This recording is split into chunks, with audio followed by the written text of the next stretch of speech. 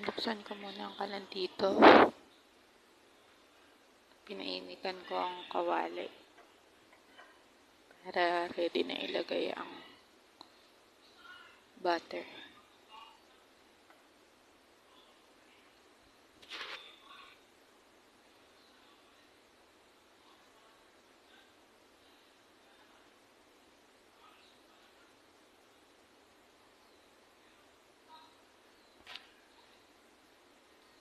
Ilagay natin dito. Tingnan natin kung makikita ba o hindi. Parang hindi naman kita. Ayan. Yan. Lagay muna natin ang butter. Antayin natin matunaw ang butter sa kawali.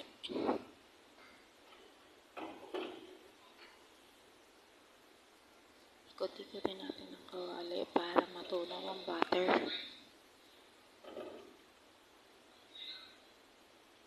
Hindi kita. Lipat na lang natin.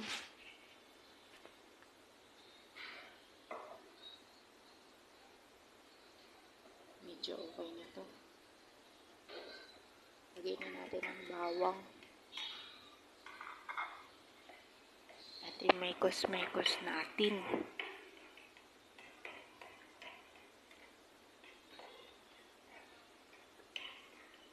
Antayin natin mag-golden brown.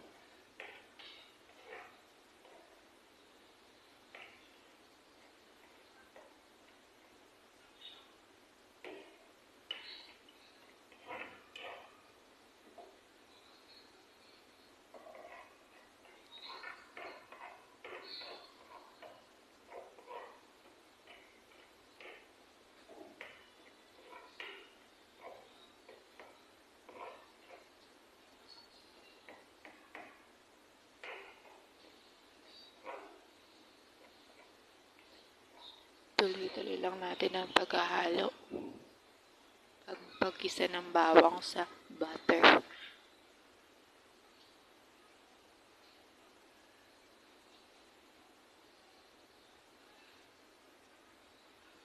Pasensya na guys. May tinignan lang ako dito.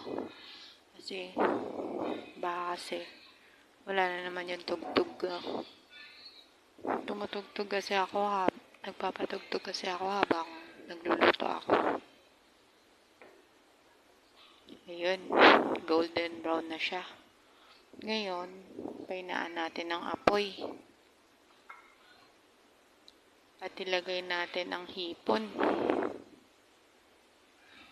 Siguraduhin muna natin guys na nahugasan maigi ang hipon bago ito lutuin.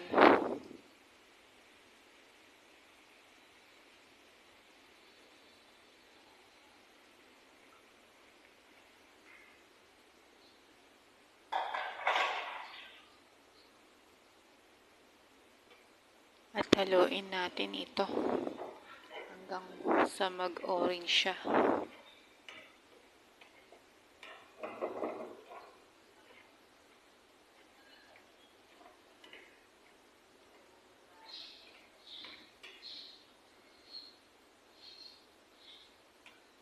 Parang nagiging kulay orange na lahat.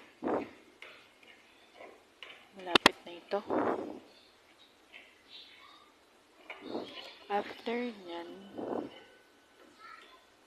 pag nakita na natin orange na ang lahat,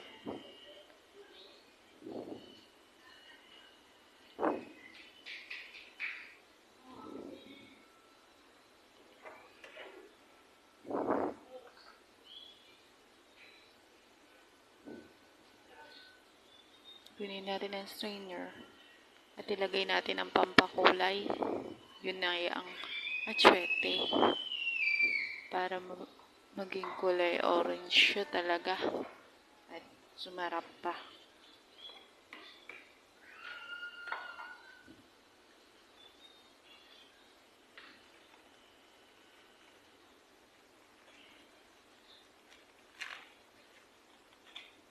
Lagyan natin ng magic syrup para lalong lumasap.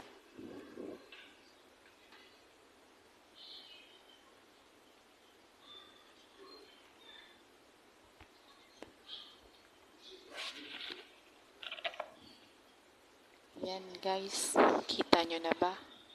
Dinagdagan pa natin ng asin yan para lalong, alam niyo ba, hindi walang lasa. Ganun kasi ako magluto. May magic sarap na, may asin pa.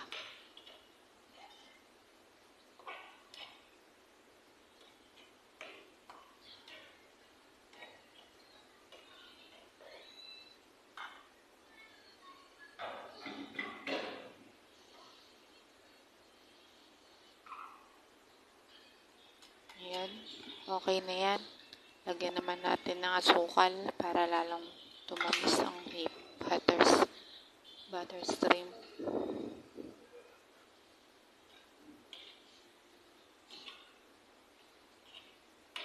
At maya-mayang konti, luto na yan. Pwede nang kumain.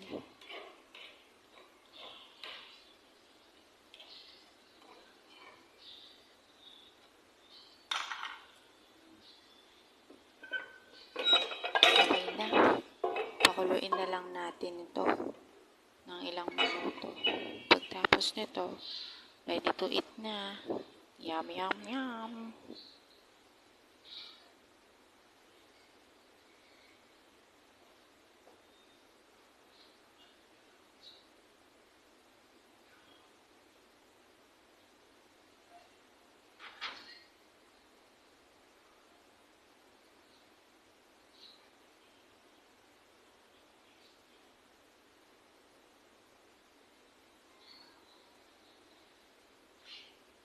Habang naghihintay ako dyan,